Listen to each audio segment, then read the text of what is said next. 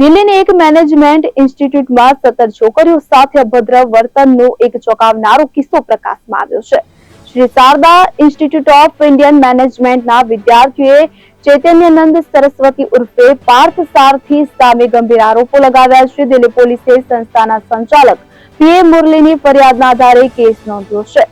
આ સંસ્થા શારદાપીઠ શ્રીંગેરી સાથે જોડાયેલી છે. વસંત કુંજ ઉત્તર પોલીસ સ્ટેશનમાં પીએ મુરલી દ્વારા નોંધવામાં આવેલી ફરિયાદમાં જણાવાયું છે કે સ્વામી ચૈતન્યનંદ સરસ્વતી ઉર્ફે ડોક્ટર સ્વામી પાર્થ સારથીએ Shri Sharda institute of Indian મેનેજમેન્ટમાં આર્થિક રીતે નબળા વર્ગની વિદ્યાર્થીઓનું જાતીય શોષણ કર્યું હતું.